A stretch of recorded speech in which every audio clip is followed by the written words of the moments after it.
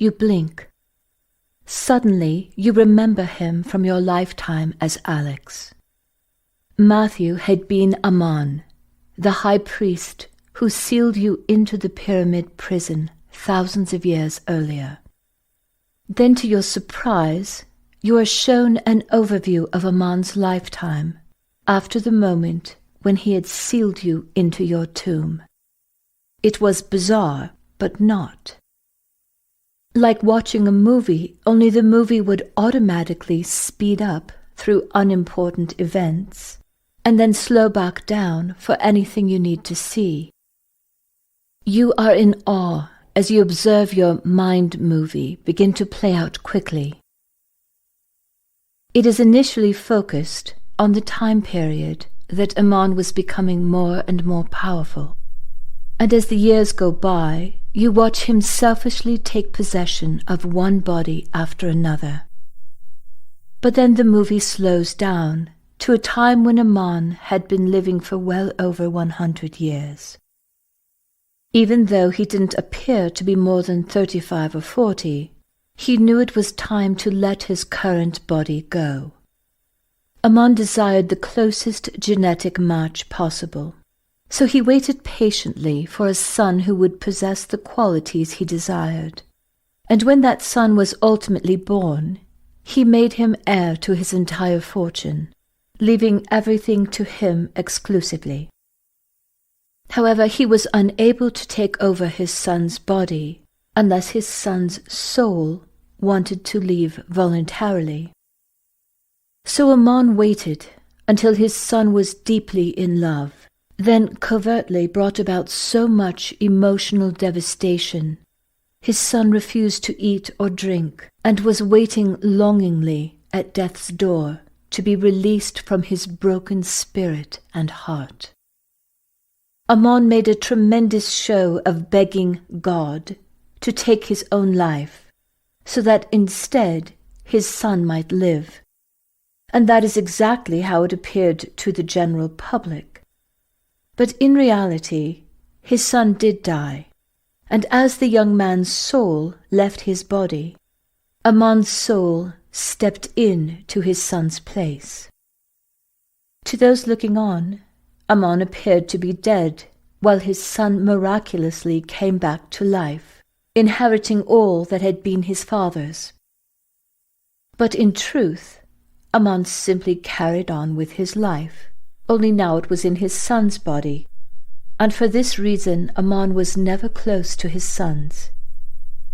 The women he married were chosen for a specific purpose and nothing more.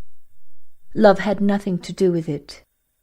But this time, when Ammon took over his son's body, he had devised an extraordinary plan.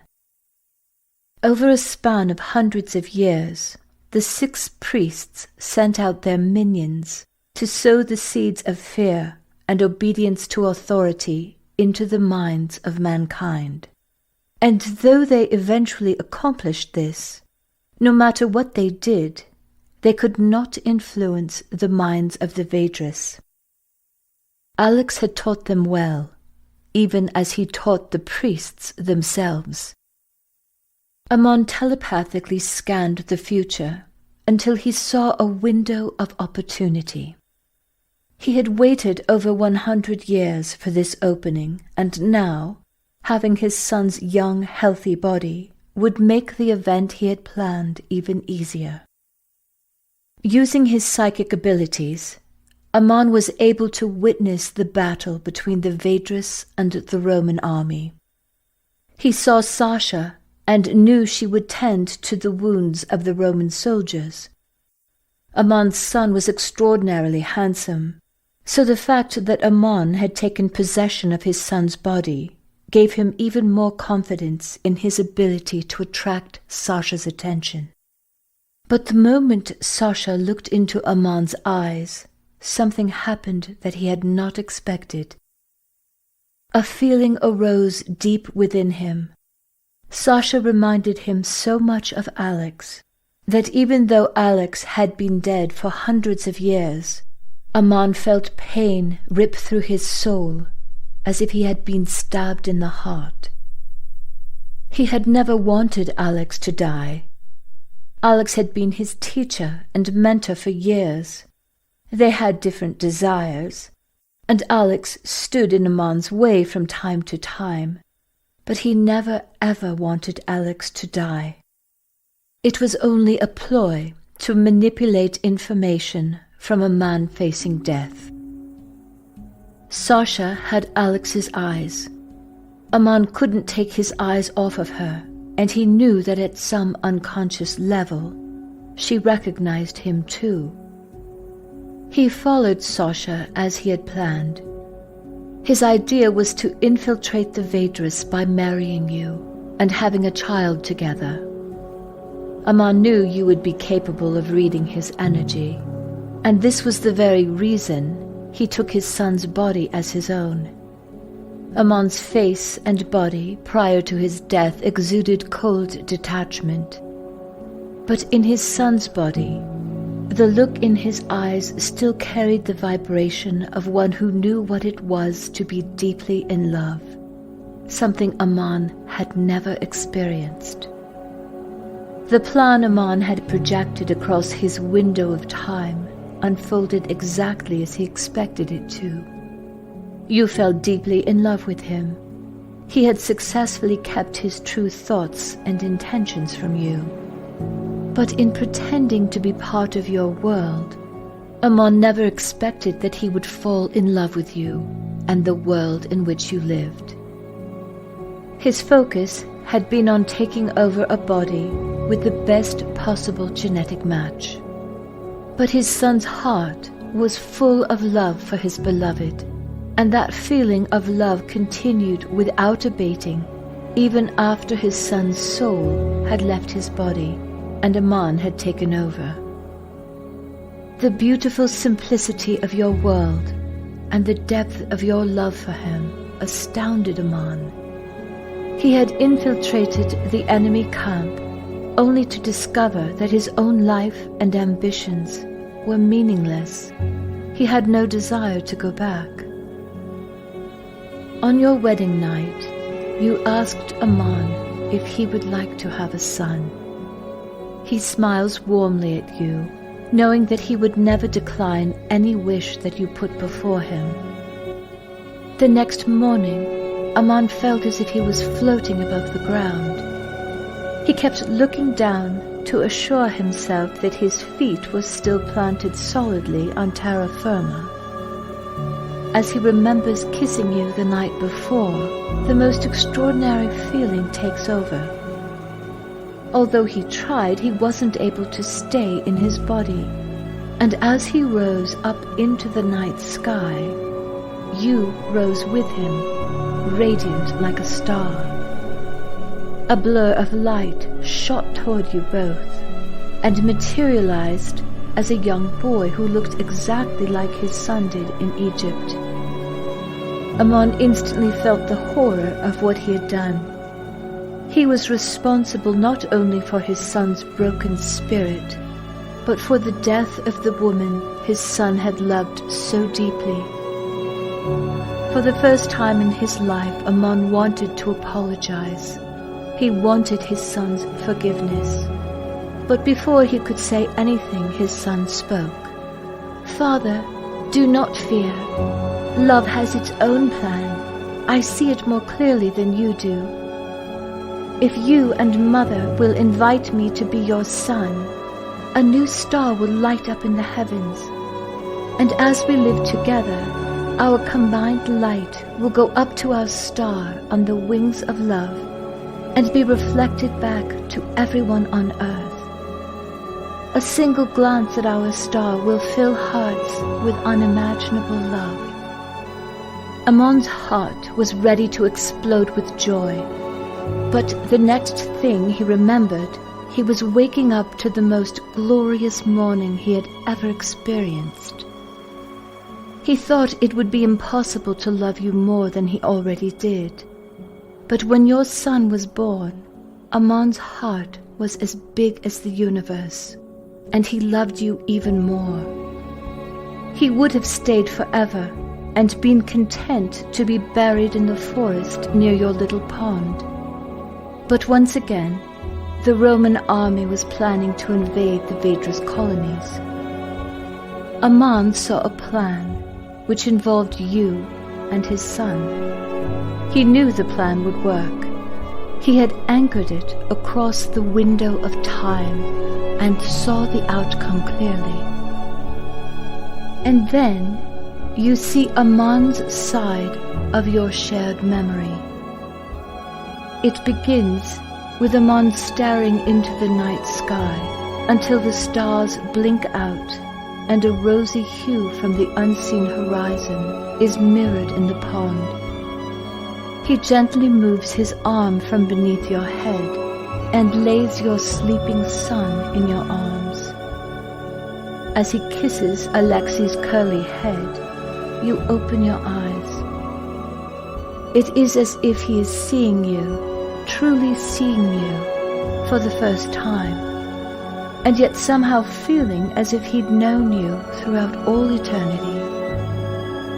Tears fill your eyes as Aman smiles and looks at you with all the love in the world shining from his own glistening eyes. In that moment, he knows why the priests will never understand. They were surrounded by the answer, but they would never see it because they didn't know what it was to love. They only wanted more and more power. But as Aman looks proudly at his sleeping son, all aglow after his day of battle, he suddenly understands. His son is only a young boy, yet there is already a look of nobility and accomplishment about him. Even in the boy's sleeping face, it is evident that something has irrevocably changed in the way he sees himself. If he, Aman, had faced the Roman commander on his son's behalf, his son would have looked up to him and seen his father as a hero. But as his father, Aman wanted Alexei to see himself as strong and brave and incredibly capable. And that is why you both agreed that you would pretend to be Alexei's sister, and only the two of you would meet the Roman commander. Suddenly it occurs to you that the game is set up the same way. Every challenge is actually an opportunity for players to experience themselves as more than they thought they were capable of being. And because games often span multiple lifetimes, perspective is everything. The instant the idea of perspective comes into your mind, you see yourself outside of the pyramid, gazing upwards. But you aren't looking into the sky. You are gazing up at the apex, just above the capstone, along with hundreds of other people. Blinking, you blurt out, "I see it!" Matthew smiles, squeezes your hand, and says, "I see it too." Simultaneously, you both turn to face the audience, but the pyramid is empty. Tesla smiles warmly and says, "They're all waiting for you outside." "I don't know exactly how it works," you say anxiously, "or what's going to happen, but that's all I can see." "You never have to worry about how something will work out," says Tesla warmly. "You already know far more than you realize." Standing up, you and Matthew jump off the platform, run down the corridor, and rush out of the door. You see your vision taking form. Everyone is already standing around the pyramid, but even though there are hundreds of people, including all of the children from the biosphere, except for babies and very young children being held by their mother or father, there are large gaps between all of the people. You watch in amazement as everyone follows the images you'd seen in your mind. They are all looking up to a point just above the apex of the pyramid, and they're singing Om, the the sound Ah, Om resonates up the sides of the pyramid and into the enveloping night sky, bejeweled with sparkling stars. Every face is alight, and not just in the reflected glow of the candles, but radiant with love and joy as they sing. Suddenly, a fiery, glowing sphere of light, 15 feet in diameter, white at the core and sapphire as it radiates out, appears directly above the diamond capstone as the thoughts and intentions of every person converge into one place. The energy is so powerful you feel lightheaded and a bit dizzy, yet you continue staring at the glowing ball as it grows in size and intensity. In your mind you hear the words, union of opposites. You need opposite modes of thinking. And then, to your surprise, Thomas appears, strangely dressed in the robes and jewels of an ancient Egyptian high priest, along with soldiers clad in army fatigues. You turn to see streams of dotted candlelight flowing toward you from high on a hill above you as hundreds of soldiers walk down the various paths that lead to the pyramid. Like Tesla, it seems that Thomas had also seen these events unfold through remote viewing, and he knew that soldiers were meant to fill the gaps with their opposite modes of thinking. With perfect precision, the soldiers step into the spaces between the men, women, and children, and though they look around uncertainly at first, they appear to have been told what to do, because as most of them eventually gazed upward at the fiery sphere of light above the pyramid, which had now doubled in size, and they began singing Ah, Om. The soldier who steps into the empty spot next to you seems so uncomfortable you reach out to hold his hand and smile warmly at him when he looks uncertainly at you. For a moment he seems to relax, but then he quickly looks away. You understand his mixed emotions.